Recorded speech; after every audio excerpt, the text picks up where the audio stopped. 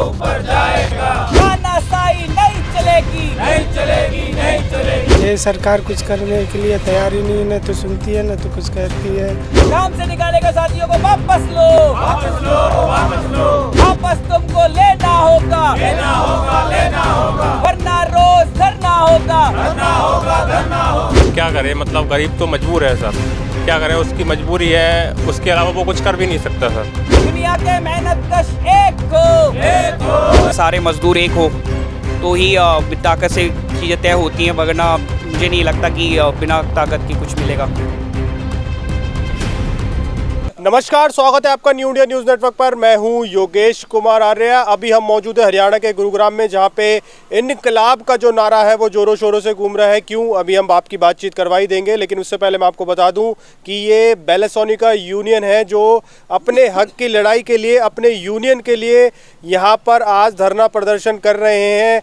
और इन्होंने ये भी बताया है कि जो श्रम कानून जो अभी हाल फिलहाल में आए हैं वो श्रम कानून मजदूरों के श्रम के लायक ही नहीं है। और अभी ये लोग लघु सचिवालय गुरुग्राम के बाहर बैठे हैं। लगातार इनको दर्जनों भर हफ्ते से ज़्यादा हो गए हैं, लेकिन सरकार का कोई अधिकारी या फिर प्रशासन का कोई भी अधिकारी इनकी सुध लेने को तैयार नहीं है। इन्होंने अपना ज्ञापन भी डीसी ऑफिस में सौंप दिया है। अभी इन्हीं से जान लेते हैं सर से कि इनका जो आंदोलन की अभी की जो रूपरेखा है वो क्या है, और एक बार आपको ये भी सुना देते हैं कि इनकी मांगे क्या है। सर, जिस तरह का व्यवहार आप लोगों के साथ हो रहा है, ना सरकार सुन रही है ना आपकी कंपनी सुन रही है, क्या कहेंगे मजदूरों की हालत?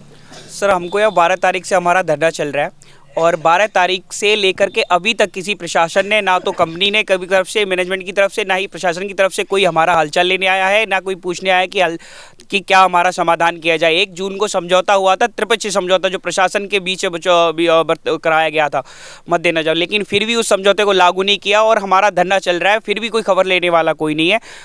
ये आज की रूपरेखा है और बड़ा स्थिति गंभीर है। जब हमने धरना स्टार्ट किया था तब 20 साथी निकले हुए थे और अभी 2 साथी और बर्खास्त कर दिए उन्होंने, तो टोटल 22 साथी हो गए हमारे।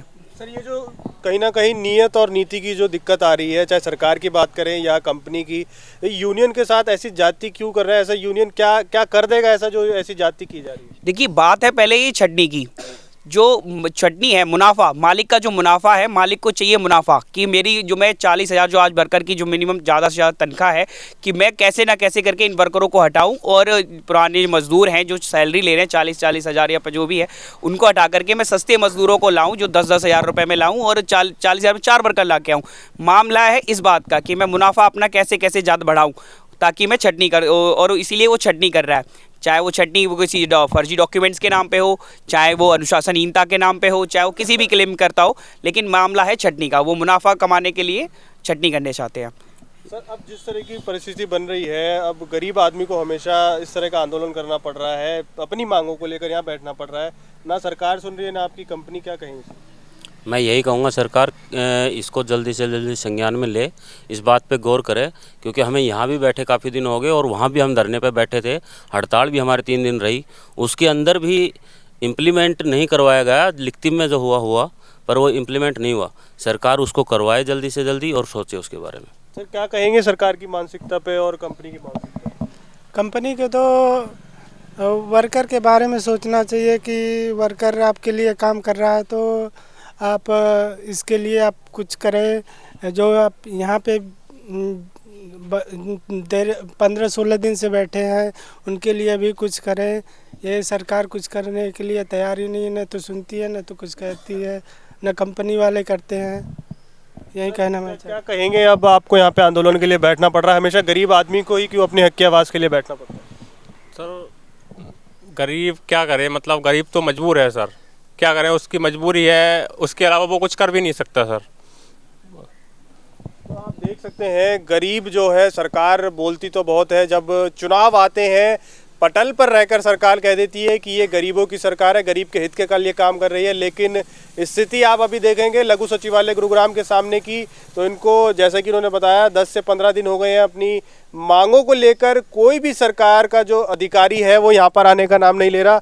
आप देख सकते हैं यहाँ पर बोर्ड के माध्यम से, इस बोर्ड पे जैसे कि मैं भी आपको दिखाऊं तो, जब मैं गरीबों को खाना देता हूँ तो वह मुझे संत कहते हैं, जब मैं पूछता हूँ कि गरीबों के पास खाना क्यों नहीं है तो वह मुझे कम्युनिस्ट कहते हैं। डॉम हेल्डर कैमिश की ये जो एक कह सकते हैं कि एक कोट है जो बहुत इन्होंने सरकार के समक्ष रखा है, और बहुत ही प्यारी लाइन इसमें क्या लिखी है, खाना क्यों नहीं है जब मुझे कम्युनिस्ट कह देते हैं। जो भाजपा हमेशा, आपको पता ही होगा, भाजपा से कोई क्वेश्चन कीजिए तो वो आपको बोल देंगे पाकिस्तान चले जाओ, लेकिन अगर यहाँ पे रह के इनकी स्थिति को देखेंगे तो ये मांग क्या रहे हैं, अपनी नौकरी इनको हटा के और सस्ते लोगों को यहाँ पर भर्ती करना चाह रहे हैं। लेकिन इन्हीं लोगों में 10-10, 15-15, 20-20 साल हो गए हैं लोगों को, लेकिन अब उन लोगों को हटा के और सस्ते मजदूरों को लाना चाह रही है। और लगातार इन्होंने गुरुग्राम को एक ऑटोमोबाइल हब में, क्योंकि कहा जा रहा है कि मारुति की ये सब्सिडरी कंपनी है सर, है मारुति की कंपनी है सर ये? हाँ, ये मारुति की वेंडर कंपनी है, मारुति के लिए ही पार्ट बनाती है। उसके फ्रंट मेंबर जो सी के चैसी के पार्ट हैं वो बनाती है ये। तो सर अब मारुति की कंपनी, इतनी बड़ी कंपनी, अगर एक इमेज भी मारुति की जुड़ी हुई है, भारतीय कंपनी भी कहा जाता है, अब उस ऐसी कंपनी में हो रहा है, तो सोच के देखिए कि गुरुग्राम की और कंपनियों में क्या चल रहा होगा। सर हम अपनी कंपनी से ही देख लेते हैं कि जब एक जिस फैक्ट्री के अंदर यूनियन है वहाँ पर ये हालात हैं, तो दूसरी फैक्ट्रियों में जहाँ पर यूनियन नहीं है, जहाँ पर कैजुअल वर्कर हैं, जहाँ पर नेम ट्रेनिंग या फिक्स टर्म एम्प्लॉयमेंट जो आजकल नई नई पॉलिसियाँ हैं उनके तहत जो वर्कर लगते हैं, तो उनके कितने बुरे हालात हैं। और ओवर टाइम पे ज़बरदस्ती रोका जाता है वहाँ पर वर्करों को। खाने की जो कंडीशन होती है वो बहुत ज़्यादा बुरी है, जो हमारे साथ भी पहले होता था कि हमारे को जो है ओवर टाइम पर भी ज़बरदस्ती रोका जाता था। लेकिन जब यूनियन बन जाती है थोड़े हालात बदल जाते हैं। तो आजकल भी यही है कि दूसरी कंपनी के अंदर 12-12 घंटे की लगातार ड्यूटियाँ चली हुई हैं, न्यूनतम वेतन तक कई कंपनियों में नहीं मिलता। ऐसा भी है कि न्यूनतम वेतन तक नहीं मिलता, और ओवर टाइम की तो बात है ही है, यहाँ तक कि संडे को भी करना पड़ता है। 24 घंटे कंपनियाँ चल रही हैं, 12-12 घंटे ड्यूटी का टाइम करवाया जाता है, जो कि 8 घंटे हैं, लेकिन 12-12 घंटे ड्यूटी का टाइम करवाया जाता है। आप एक्सपोर्ट की कंपनियों के अंदर देख लीजिए, महिलाएं जो हैं कितनी संख्या में काम करती हैं, और उनकी लगातार सुबह जाने का टाइम होता है, शाम को आने का कोई टाइम नहीं होता। जो आज से हमने मजदूरों ने जो है लड़के जो अधिकार हासिल किए थे कि 8 घंटे की ड्यूटी है, वो 8 घंटे की ड्यूटी अब कानूनों में ही, किताबों में शोभा बढ़ा रही है किताबों की, लेकिन फैक्ट्रियों में जो है उसके स्थिति जो है विपरीत है।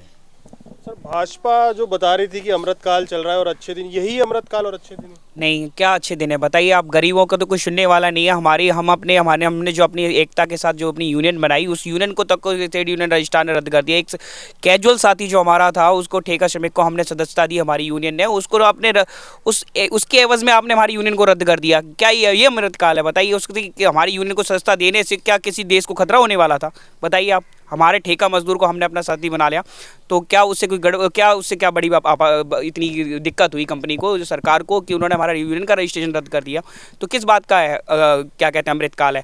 22 साथी बैठे हुए हैं, आज इतने 12 तारीख से आंदोलन चल रहा है, कोई खैर खबर कर लेने वाला नहीं कि कोई क्या होगा। 1 जून को समझौता हुआ था, आज अक्टूबर ख़त्म होने पे है, अभी तक कोई भी सुनवाई नहीं है कि क्या होगा। और उल्टा हमारा रजिस्ट्रेशन यूनियन का रद्द कर दिया सरकार ने, तो ट्रेड यूनियन रजिस्ट्रार हरियाणा द्वारा।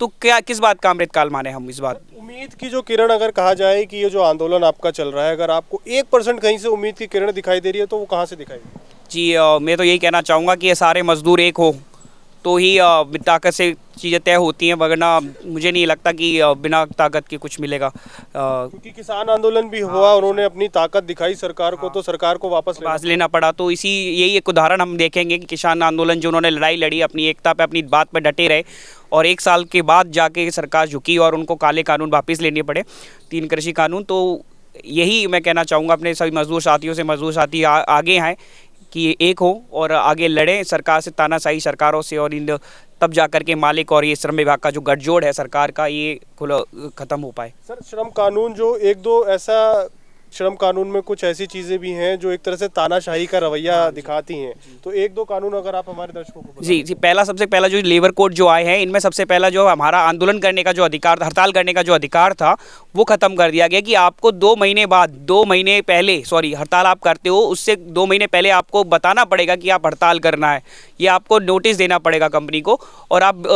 और उसी हड़ताल के दौरान आप मान लीजिए किसी कंपनी का कोई वर्कर किसी हड़ताल में शामिल होता है, तो आप शामिल नहीं हो सकते उसमें, ये लेबर कोड में लिखा हुआ है, नए श्रम कानून नई श्रम कानूनों में। और मालिक हाँ जुर्माना और सजा। और उसके बाद ही इन्होंने ये कह दिया कि मालिक को बहुत सारी से छूट दे दी है कि वो जो सेफ्टी जो नियम थे वो पहले सख्ती थी मालिकों के पूंजीपतियों पे कि जो आप फैक्ट्री में जो सेफ्टी रूल्स हैं वो लागू करने होंगे, लेकिन अब उसमें लेबर कोड में छूट दे दी गई है कि आप इन सेफ्टी के नियमों में आप अपनी मर्जी से दे सकते हैं। और भी ऐसे जैसे 12 घंटे का प्रावधान कर दिया है कि अगर प्रोडक्शन पूर्ति नहीं होती है तो आप 12 घंटे तक या उससे भी ज़्यादा काम ले सकते हैं। तो ये बहुत सारी काले श्रम कानून जो बनाया गया था यही जो आप बता रहे हैं, अब तो उद्योगपतियों को सारा पावर सौंप दी गई है, तो फिर श्रमिक अपना श्रम कानून का जो फायदा है वो कहाँ जाके लेगा? तो बिना एकता के तो मिल नहीं रहा। लेबर कोड आप देख रहे हो, लेबर कोड ला के रख दिए। लेबर कानून थे तो उनके 44 श्रम कानून जो मिले हुए थे उनको ख़त्म करके उनको छोटा करके लेबर कोड में बदल दिया गया, 4 लेबर कोड में। अब वो भी नहीं लागू हो पा रहे। आप देखिए कई कंपनी में कि जो श्रम कानून थे वो लागू नहीं हुए पहले से। जो हमारी यूनियन बनाने का अधिकार है, जो हमारे संविधान में लिखा हुआ, कानून में लिखा हुआ कि आप बना सकते हो यूनियन, वो तक हमें लड़के बनानी पड़ी। हमने बनाई, 2 साल स्ट्रगल चला था हमारा यूनियन बनाने का। और आप भी देख लो तो यूनियन बनाने का स्ट्रगल जब इतना लंबा है, जब कानून होने के बाद जब कानून ही नहीं रहेंगे तो आप देख लो कैसे आप उन चीज़ों को हासिल कर पाएंगे। तो ये बहुत ही गंभीर विषय है इस लेबर कोड का। तो सोचना पड़ेगा, मजदूरों को एक होकर लड़ना पड़ेगा। जैसे इनमें बहुत सारी खामियां हैं। जैसे पहले लेबर इंस्पेक्टर के पास हम एप्लीकेशन लगा देते थे तो वो वेरिफिकेशन के लिए फैक्ट्री का जो है चेक करने के लिए चला जाता था, लेकिन आज की डेट में क्या है कि कोई लेबर इंस्पेक्टर फैक्ट्री में नहीं जाता। उसको जो है सीधे चंडीगढ़ से परमिशन मिलेगी तब वो फैक्ट्री में जाएगा, वो भी जो परमिशन मिलेगी तब, नहीं तो आपकी कंप्लेंट जो है यहीं पड़ी रहेगी। ऐसे ही पीएफ का था, अगर कोई मालिक जो है पीएफ जमा नहीं करता तो उसके ऊपर सजा और जुर्माने के प्रावधान थे। लेकिन अब नए लेबर कोडों में के अंदर क्या है कि अगर आप का पीएफ नहीं जमा करता मालिक तो उसमें कोई दिक्कत नहीं, मालिक को कोई सजा का प्रावधान नहीं होगा। उल्टा जो है मजदूरों के ऊपर सजा और जुर्माने का प्रावधान कर दिया। जैसे हड़ताल का है, अगर हड़ताल गैर कानूनी घोषित होती है तो उसमें क्या है कि 6 महीने की सजा और 50,000 रुपये से लेकर 2 लाख रुपए तक का जुर्माना ये वर्कर के ऊपर है। ये कौन बताएगा कि हड़ताल गैर कानूनी है? तो उनके हिसाब से तो सभी हाँ, उन फैक्ट्री मालिकों के हिसाब से तो हड़तालें गैर कानूनी नहीं होती हैं, लेकिन इसको जो तय करने वाला है वो भी तो उन्हीं के साथ मिले हुए हैं। उनके पास कंप्लेंटें रखी हुई पड़ी रहती हैं, उन पर कोई कार्रवाई नहीं होती। या फिर ऐसी हड़ताल की भी कोई कंप्लेंट जाएगी तो कब वो हड़ताल वाले पे उस पर सुनवाई होगी, पता नहीं कब होएगी। और इसी तरीके से अगर उस हड़ताल का कोई दूसरा पर्सन है कि बाहर का, जैसे आप अगर हमारी हड़ताल का समर्थन करने के लिए आते हो हैं तो आपके ऊपर भी वही सजा और जुर्माने का प्रावधान होगा।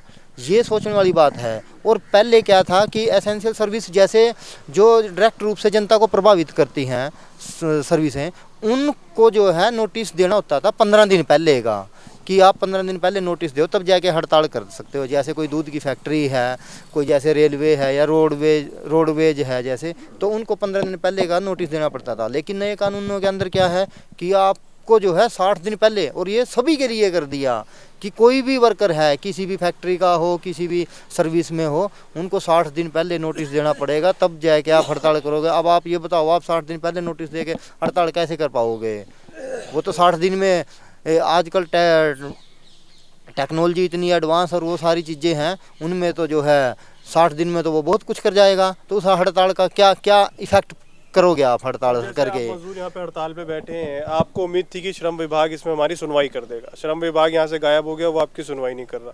तो आपका अब क्या हर काम के लिए सीधा राज्य के सीएम और प्रधानमंत्री को ही आना पड़ेगा, क्योंकि अधिकारी है जो श्रम विभाग और ये सब ये तो अपना काम कर नहीं रहे?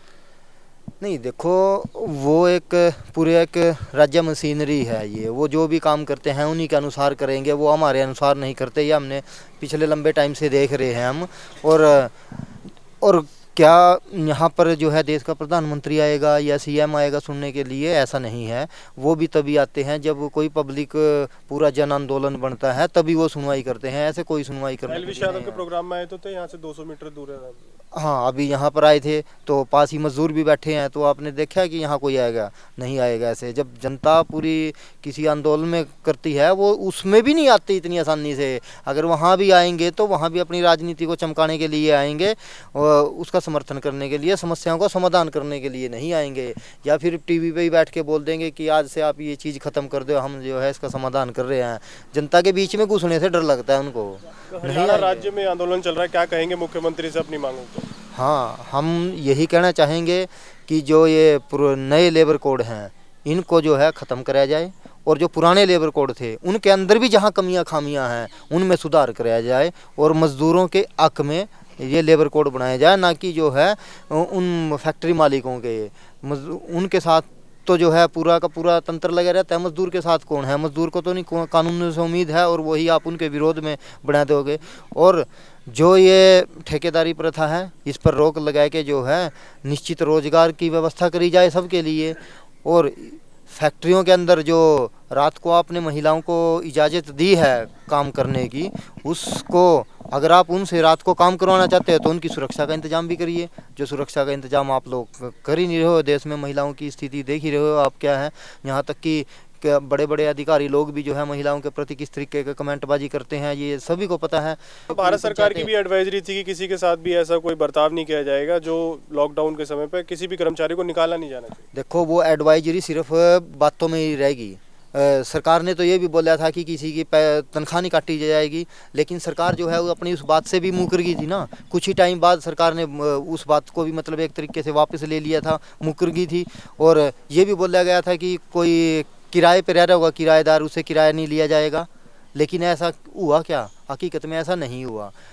जो संवेदनशील लोग थे उन्होंने ही अपनी तरफ से कुछ लोगों को रियायत बेशक दे दी हो, या उन्होंने ही वो मज़दूरों के लिए खाना वगैरह करे हो, नहीं तो हम पूरी व्यवस्था को जो है एक तरीके से अस्त व्यस्त ही मिली। उस टाइम पे हमने कितनी लाशें आप लोगों ने देखी हैं। पूरे बुरे हालात थे देश के, लोगों को ऑक्सीजन तक नहीं मिली जो बेसिक जिम्मेदारियां थी, और ब्लैक में सिलेंडर मिले। और ऐसे भी लोग थे जिन्होंने जो है ऐसी सेवाएं जो है फ्री में भी करी हैं बिल्कुल। और उन्हीं लोगों को जो है देशद्रोही, खालिस्तानी, पाकिस्तानी, नक्सलवादी इन नामों से नवाजा जाता है। तो आप सुन सकते हैं कोरोना टाइम से लेकर आज तक की इन्होंने कर्मचारी की जो स्थिति बताई है। देश के प्रधान सेवक नरेंद्र मोदी इस बात को सुन रहे हो तो देख सकते हैं कि आप जो श्रमिक कानून जो आपने श्रमिकों के लिए बनाए थे वो श्रमिकों के हित के लिए नहीं है। पुराने श्रमिक कानून के कह रहे हैं ये उसी को इम्प्लीमेंटेशन कर दीजिए। नए जो कानून है उसमें इनको मजबूत तो छोड़िए और कमज़ोर कर दिया गया है, और कहीं ना कहीं जो उद्योगपति है उसको, जो मालिक है कंपनी का, उसको ज़्यादा ताकत मिल गई है। और अभी ये जिस हक की लड़ाई के लिए लड़ रहे हैं इसमें इन लोगों का साथ दीजिए, क्योंकि ये वही लोग हैं, ये वही मध्यम वर्ग है जो आपको वोट बैंक की ताकत से आपको प्रधानमंत्री बनाता है, आपको मंत्री बनाता है। इनकी हक की बात को सुनिए और इनकी बातों पर त्वरित कार्रवाई हो। ऐसी ही इन लोगों की सुनवाई जल्द से जल्द हो। फिलहाल इस खबर में इतना ही। आपकी भी कोई राय हो तो हमें कमेंट करके बता सकते हैं। फिलहाल इस खबर में इतना ही। बने रहे न्यू इंडिया न्यूज़ नेटवर्क के साथ। कैमरामैन वीरेंद्र के साथ मैं योगेश कुमार आर्य, गुरुग्राम से।